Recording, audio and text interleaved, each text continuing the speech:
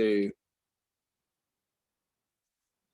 Hi guys, Chris Buckley with the Estate Agency. I'm delighted to be joined by Simon Whale of Kerfuffle. Now, Simon, you've got to stay on track. We're not talking about Kerfuffle today. We're talking about tips for our agents.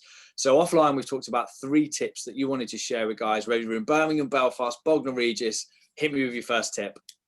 Yes, for me, it's about improving your people, isn't it? It's an obvious one. Might sound a bit strange coming from a prop tech person who's supposed to offer unicorn solutions all wrapped up in a tidy box, but it is literally just to make sure that you are training and developing your people, even though the market is absolutely red hot.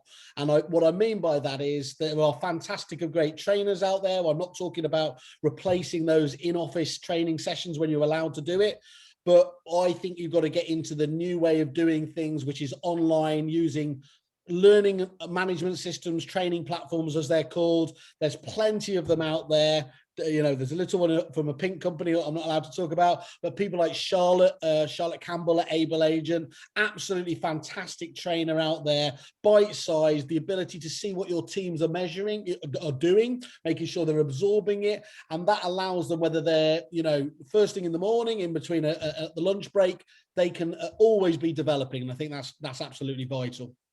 I love that. And we talk a lot about what do I do if I train all my people and then they leave versus, well, what if you don't train them and they stay, right? Exactly. So tip 1, well received. We're in time. Only a light plug to Kerfuffle. I like it. Little. Tip 2.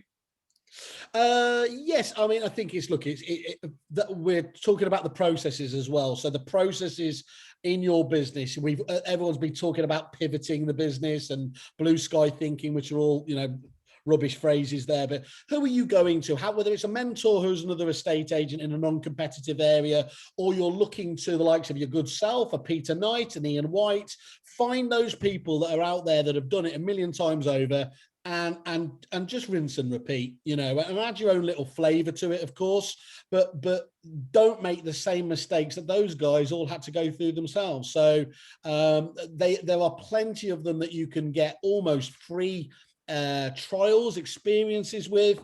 Find out the one that works for you and double down on it, because I think you've got to have that time to work on the business, not in the business. I really like that, and I think it's very easy for agents to get caught up. And I always say to my kind of coaching clients that I'd rather you learn from my mistakes, that were very expensive, than go and make your own, right? Yeah. And let's fail forward, fail fast, fail often. So okay.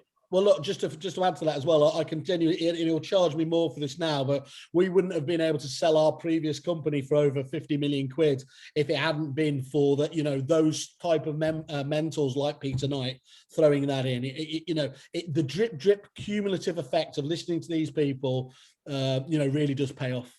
Okay, fine. So just on that then, if you're a business owner watching this and you don't have a mentor and a coach, on a scale of 1 to 10, Simon, 10 being stop watching an interview right now and go and get one, 0 being, nah, they're not too important, where would you put that on the whaleometer?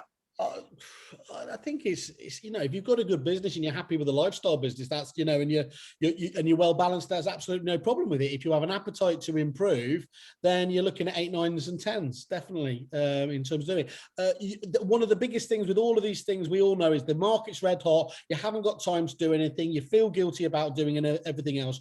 But these are precisely the sort of things that you need to be doing now to free yourself up in the future, and you've got to make time for it. I know it sounds pretty obvious, but and if that means, just by the way, going and learning a load of TED Talks, which are absolutely free, you know, they are a fantastic way that anyone can get into, whether it's just about to fall off to sleep at night or you're in your car and you can listen to some of the world's best, like Seth Godin, all these fantastic thought leaders out there. It's like you've hacked my phone, Chris. I listen to a TED Talk before I go to bed every night. I'm a little, Simon, I'm a little bit worried. I'm even saying, what's going on? You've programmed me. Right. Get me confused? Did you get me confused with Chris Watkins there? I have never been so insulted. all the big names, all the big names. Right, we've got about 35 seconds left. Add 2. People, process. What's the third one? Partners. So yes, look, don't overdo it, but you know, you're and it's not just tech partners. I'm talking about all suppliers here. On average, The average estate agent has 20 different estate agency suppliers in the business. Do not treat that as accidental and deal, and not have a strategy. You need to get your supplier stack, your tech stack right and working together. At the moment, it's endemic. You've added a little bit here for that part of the process, and it's a Jenga pile waiting to collapse. Whether it's actually, I don't know. I can't do it. It has to be a plug for us because we're the only ones I'm aware of who do this. Well, Chris, thank you so much for your time. I really appreciate you. From everyone here at Estate Agent Today, we wish you guys at Kerfuffle the best of luck. Beautiful. Cheers. Bye-bye. Cheers.